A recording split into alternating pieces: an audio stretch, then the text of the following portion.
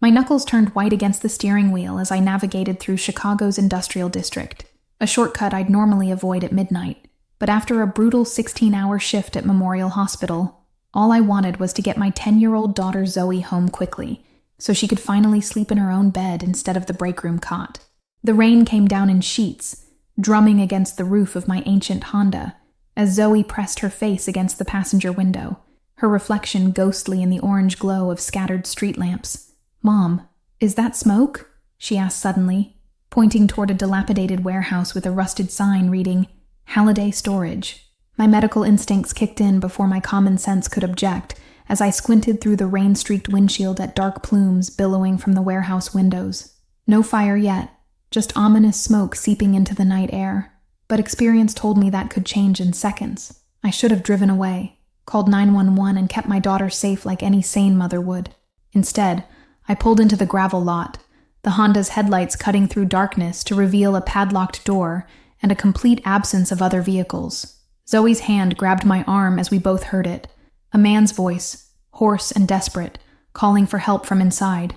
"Mom, someone's in there," she whispered, her green eyes, mirror images of my own, wide with a determination that reminded me painfully of her father. "Stay in the car and lock the doors," I instructed, already reaching for my phone to call 911, when Zoe pointed at the building's roof where flames had begun to lick the skyline. No time for debate. If I waited for emergency services, whoever was inside wouldn't survive. The emergency kit from my trunk contained a small fire extinguisher and a pry bar I'd never used, remnants of my late husband Sam's insistence on roadside preparedness. 3 minutes, I told Zoe, as she ignored my earlier command and stood beside me in the rain. If I'm not back, honk the horn 3 times and drive away. "I'm coming too," she insisted, her voice steady as she grabbed a flashlight from the kit, her rain jacket already soaked through. "We help people. That's what we do," she added, echoing my own words from countless dinner conversations about my work in the emergency department. With a deep breath that tasted of smoke and fear, I approached the warehouse, the pry bar slick in my grip as I attacked the rusted padlock. It gave way with a satisfying crack, and the door swung inward, releasing a billowing cloud of smoke that made us both stagger backward. We tied rain-dampened scarves around our faces and entered the darkness, Zoe's flashlight beam cutting a narrow path through the thickening smoke. The warehouse interior loomed vast and cluttered with abandoned crates, the perfect tinderbox for a spreading fire. The coughing led us deeper inside, past rows of forgotten inventory, until Zoe's flashlight illuminated a scene I couldn't immediately process. A man chained to a support column, blood soaking through an expensive shirt, his face bruised almost beyond recognition. "Help me," he rasped, his one good eye finding mine with an intensity that sent ice through my veins. The chains around his wrists and ankles were secured with heavy padlocks, anchoring him to the column as smoke thickened around us and distant flames cast dancing shadows across his battered face. I worked methodically despite the chaos, assessing his injuries with clinical detachment. Gunshot wound to the shoulder, broken ribs, multiple contusions, but nothing immediately fatal except for the fire advancing toward us. "I'm Carrie. This is my daughter Zoe," I said as I examined the chains. "We're getting you out." The pry bar was useless against the industrial-grade locks, forcing us to change tactics as sweat mingled with rain on my face. "The chains," the man coughed, nodding toward a workbench in the corner. "The key should be in the drawer. They wanted me to know it was there but couldn't reach it." Zoe darted toward the bench, while I monitored the spreading flames that had begun consuming wooden crates along the far wall, filling the space with acrid smoke. "Who did this to you?" I asked, buying time and information while scanning for alternative escape routes if Zoe couldn't find the key. "People who want me dead," he answered simply, his voice startlingly calm despite his circumstances. "You should leave. They might come back to make sure the job is done, and you don't want to be found here when they do." Zoe returned triumphantly with a small brass key, her eyes watering from the smoke, but her hands steady as she worked the locks open. "I checked the back exit," she reported, displaying a situational awareness that both impressed and terrified me. "It's clear of fire and leads to an alley." The chains fell away with metallic clangs lost beneath the growing roar of flames, but the man collapsed against me, unable to support his weight after hours restrained in a standing position. I looped his arm over my shoulder, bearing his considerable weight as Zoe guided us toward the exit she'd found. Each step was agony for him, each breath a battle against thickening smoke for all of us, but we pushed forward as chunks of flaming debris began falling from the deteriorating ceiling. "Almost there," I encouraged, though my own lungs burned and my knees threatened to buckle under our shared weight. The back door burst open under Zoe's push, releasing us into the rain-soaked alley as an explosion rocked the warehouse behind us, the force knocking us forward onto the wet pavement. For a moment, we lay there gasping clean air, the cold rain a blessing against our smoke-heated skin. The man struggled to sit up, his gaze fixed on the burning building with an expression I couldn't decipher. Grief, anger, or perhaps relief. "My name is Lucas Montgomery," he said finally, his voice rough but controlled as he looked from me to Zoe. "And you just saved my life, which means yours will never be the same." Emergency vehicles wailed in the distance as I helped Lucas to his feet, supporting him toward my car while processing his cryptic warning. "We need to get you to a hospital," I insisted, falling back on protocol and training rather than acknowledging the growing unease in my gut. "No hospitals," Lucas countered with surprising firmness as he leaned heavily against my car. "They have people in every emergency room in Chicago. You'd be signing our death warrants." His good eye fixed on mine with an intensity that made argument impossible, even as sirens grew louder. I made a split-second decision that would alter our lives forever, helping Lucas into the passenger seat while Zoe scrambled into the back. "There's a cabin," I explained as I pulled away from the burning warehouse.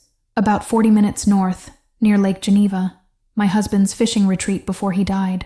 The drive was tense silence punctuated by Lucas's labored breathing and occasional directions from me to Zoe to apply pressure to his shoulder wound. My mind raced through possibilities and consequences, each worse than the last, as rain gave way to misty darkness on rural roads.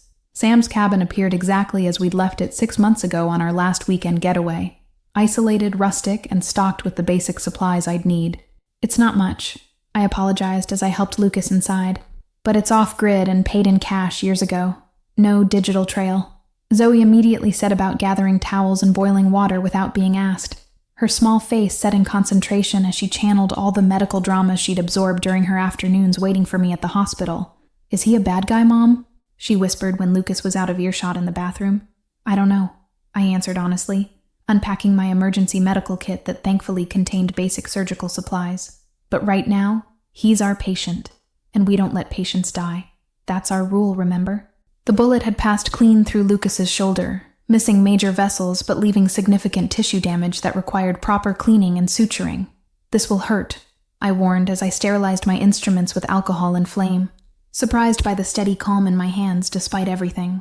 Lucas remained conscious through the entire procedure, his jaw clenched against the pain but eyes alert, watching my every move with what seemed like professional assessment. "You've done this before," he observed, "outside a hospital setting. 3 tours as a combat medic before medical school," I explained, focusing on creating neat, even stitches. "Afghanistan taught me how to work anywhere with whatever's available. This is luxury compared to a desert outpost during mortar fire." When I finished, Lucas made a phone call from a burner phone he'd kept hidden in his shoe. A single cryptic conversation in what sounded like Italian before he turned to us with grim determination. "A car will arrive at dawn to take us somewhere safer. My people need time to secure a proper location." The reality of our situation crashed over me as I tucked an exhausted Zoe into the cabin's small second bedroom. "I have a shift tomorrow," I whispered to myself. "Bills to pay. A life that doesn't include running from whoever tried to kill you." Morning arrived with headlights sweeping across the cabin windows as a black SUV pulled into the gravel drive. A man with silver-streaked dark hair emerged, moving with military precision as he assessed the surroundings before approaching our door. "Gabriel," Lucas acknowledged with visible relief as the man entered. "Report." The single command revealed a hierarchy I hadn't anticipated. Lucas was clearly accustomed to giving orders and having them followed without question. I watched their interaction from the kitchen doorway, cataloging details. Gabriel's deference despite his imposing presence, the Glock visible beneath his jacket, the satellite phone he handed to Lucas without comment. "Who exactly are you?" I finally asked, stepping forward as Zoe pressed against my side. Lucas's expression softened slightly as he looked at us, his bruises darkening against pale skin. "I run certain business operations in Chicago, some legal, others less so, and 2 days ago, someone I trusted arranged to have me eliminated." The television in the corner," which Zoe had turned on for distraction, suddenly switched to a breaking news report about the warehouse fire, showing footage of firefighters battling the still smoldering structure. Police are investigating possible connections to organized crime after discovering evidence of restraints inside the building. Gabriel turned up the volume as a female reporter continued. Sources close to the investigation say this may be connected to an ongoing turf war between the Montgomery and Rossini crime families, following the disappearance of Lucas Montgomery, rumored head of the Montgomery Syndicate.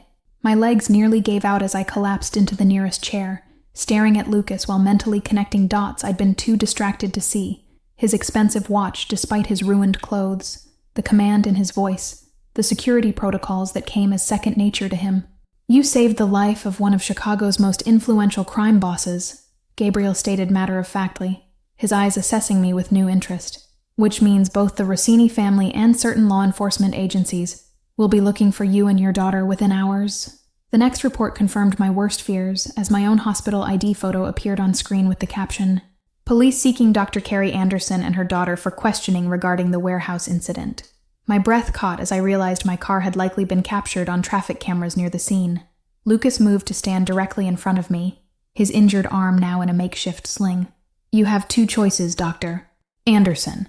Let my organization protect you both until this situation is resolved, or take your chances with a justice system that's already been compromised by Rossini's influence." Before I could respond, Gabriel's phone buzzed with an incoming text that made his expression darken.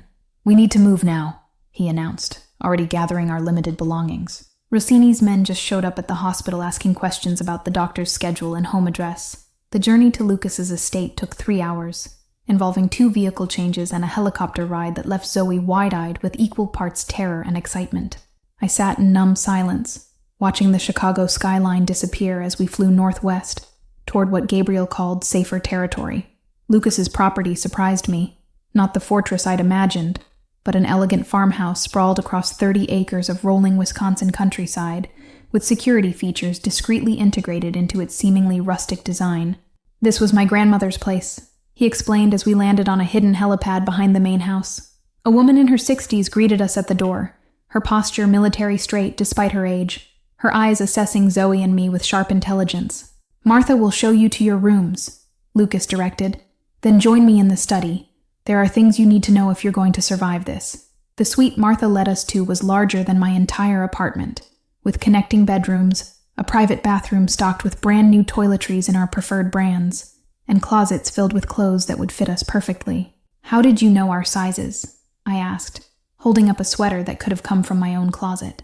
"Mr. Montgomery's organization is thorough," Martha answered simply, leaving us to settle in with a promise that food would arrive shortly. "The property is completely secure. You're safer here than anywhere else in the country right now." When I entered Lucas's study an hour later, he was seated behind a mahogany desk, his injured arm properly bandaged, wearing fresh clothes that transformed him from victim to authority figure despite his lingering injuries. "First, thank you for my life," he began, gesturing for me to sit across from him. The study walls displayed framed photographs, Lucas shaking hands with city officials, cutting ribbons at charity events, standing beside a woman and teenage boy at what appeared to be a graduation ceremony. "Your family?" I asked, nodding toward the photos. "My late wife and son," he answered, his expression tightening. "Car accident 5 years ago. At least, that's what it was made to look like, until I discovered it was arranged by the Rossini family, as warning against expanding into certain territories." His confession came without emotional display, just facts laid bare. He'd inherited his father's shipping business at 25 and discovered it was a front for money laundering. Rather than walk away, he'd built it into a criminal enterprise that eventually controlled half of Chicago's underworld while maintaining legitimate businesses that employed thousands. The Rossinis have been our rivals for generations, but we maintained an uneasy peace through territorial agreements until 3 months ago, when their operations began encroaching on areas we'd negotiated decades ago, Lucas explained, pouring 2 glasses of amber liquid and sliding one toward me. I left the drink untouched, struggling to reconcile the articulate businessman before me with both the battered victim from the warehouse and the crime lord described on the news. "Why are you telling me this? Why not just set us up with new identities somewhere and let us disappear?" Lucas leaned forward, his good eye holding mine with unsettling intensity. "Because Franco Rossini knows exactly who you are now, And he'll never stop hunting the woman who prevented my death. You're part of this war whether you want to be or not, and your only chance is to understand exactly what you've walked into. Days melted into weeks at the Montgomery estate, as Zoe and I adjusted to our new reality. Protected guests, not quite prisoners, but far from free. Lucas arranged for our personal items to be retrieved from our apartment, our bills paid automatically, and my job temporarily covered by a medical leave of absence attributed to family emergency.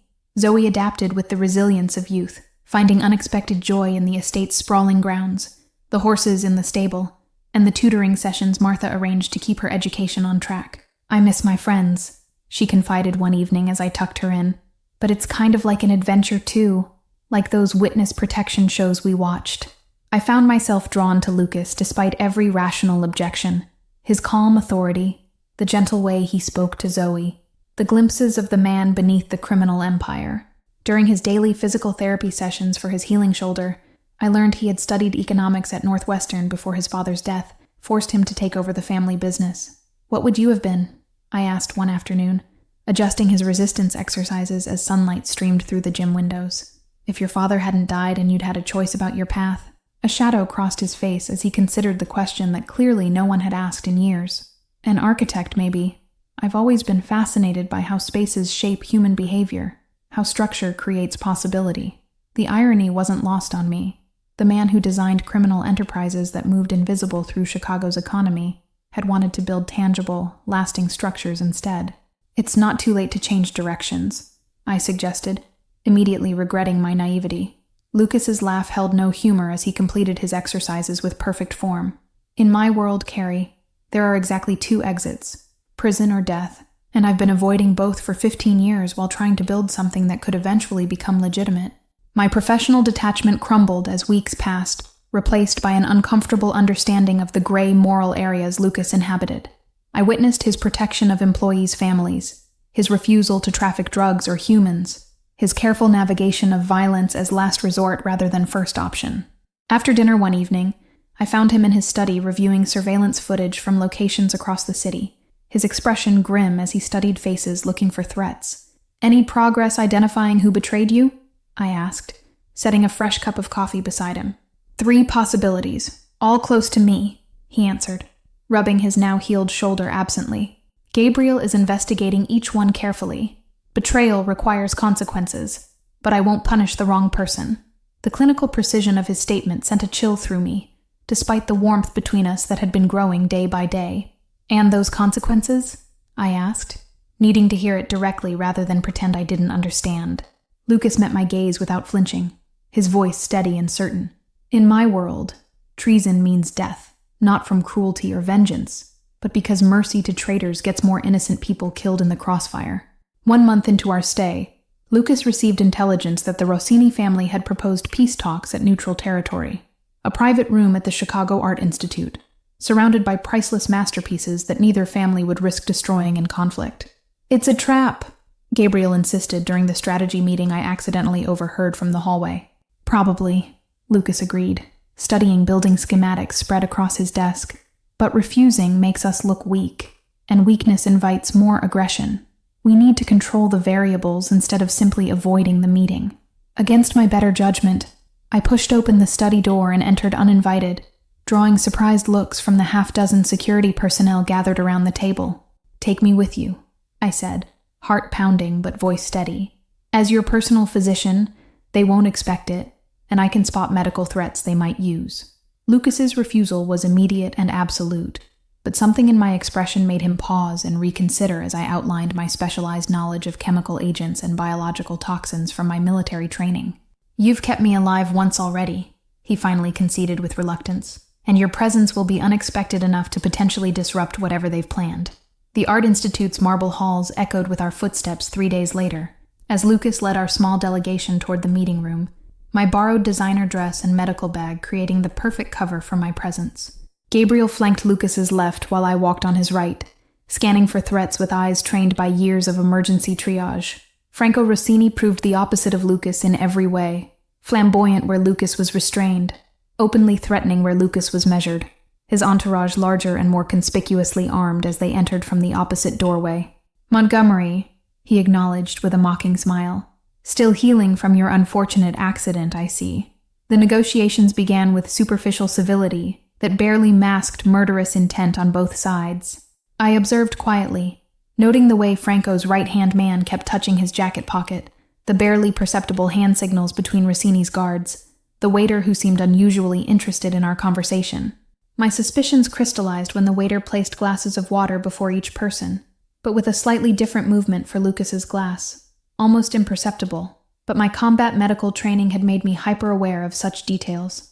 "Don't drink that," I whispered, my hand covering Lucas's before he could reach for the glass. "The doctor thinks we'd poison you at peace talks?" Franco laughed incredulously, but the flash of anger in his eyes confirmed my suspicion.